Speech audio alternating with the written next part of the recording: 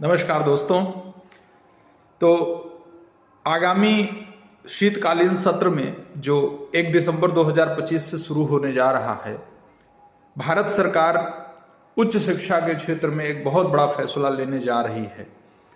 तो यूजीसी की जगह अब एक नए आयोग का गठन होगा और आने वाले शीतकालीन सत्र में भारतीय उच्च शिक्षा विधेयक पेश किया जाएगा। यह नया विधेयक यूजीसी जैसी संस्था की जगह काम करेगा। नई राष्ट्रीय शिक्षा नीति 2020 जो आई थी, उसी में यह प्रस्ताव दिया गया था कि higher education commission of India का गठन हो। तो ये जो higher education commission of India होगी, उसी में एक तरह से यूजीसी, एआईसीटीई और एनसीटीई का विलय हो जाएगा, अर्थात तीनों मिलकर एक नई संस्था के रूप में हो जाएंगे। तो अभी यूजीसी जो है वो क्या करता है कि वो गैर तकनीकी शिक्षा की देखरेख करता है, अर्थात ऐसी शिक्षा जिसमें टेक्निकल एजुकेशन की बात नहीं होती है, जैसे बीटेक के कॉलेजेस हुए, तो उनको एफिलिएशन जो होता है वो एआईसीटीई के थ्रू होता है। तो जो यूजीसी है वो गैर तकनीकी शिक्षा की देखरेख करती है, जैसे बीए, बीएससी, एमए, एमएससी, इस तरह की। इसके अलावा जो तकनीकी शिक्षा की देखरेख करता है वो है एआईसीटीई, और उसी तरह एनसीटीई, आप लोगों ने नाम तो सुना होगा, आप जानते भी होंगे, आपने पढ़ा भी होगा। एनसीटीई जो है वो शिक्षक शिक्षा के लिए एक नियामक निकाय है।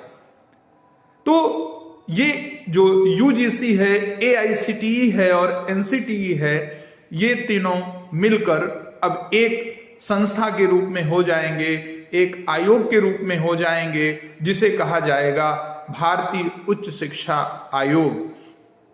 लेकिन एक और महत्वपूर्ण बात है कि मेडिकल और लॉ कॉलेज वो इनके दायरे में नहीं होंगे, अर्थात जो चिकित्सा का क्षेत्र है, जो मेडिकल का क्षेत्र है वो, और विधि का क्षेत्र है जो लॉ, वो इनके दायरे से बाहर होंगे। तो इसकी जो भूमिका है वो मुख्य रूप से 3 तरह की होगी जो प्रस्तावित किया गया है। उसमें एक तो ये कि नियमन करना, अर्थात नियम बनाना, उसको नियंत्रित करना, कंट्रोल करना, और इसके साथ साथ मान्यता प्रदान करना और मानक निर्धारित करना। जो संस्थाएं खुलेंगी उन संस्थाओं के क्या मानक होंगे उनको निर्धारित करना। तो दोस्तों, देखने वाली बात होगी, क्योंकि आगामी शीतकालीन सत्र शुरू होने जा रहा है और उसमें इस विधेयक के साथ साथ और भी विधेयक पेश होने हैं। संभवतः कुल 10 विधेयक पेश होंगे, जिसमें यह भी एक प्रमुख विधेयक है। तो यह विधेयक जब सदन में पेश होगा और वहां से पारित हो जाएगा, तो पूरे देश की उच्च शिक्षा में आपको एक बहुत बड़ा परिवर्तन देखने को मिलेगा। देखते हैं कि पेश होने के बाद फिर पूरा प्रारूप इस उच्च शिक्षा विधेयक का क्या है।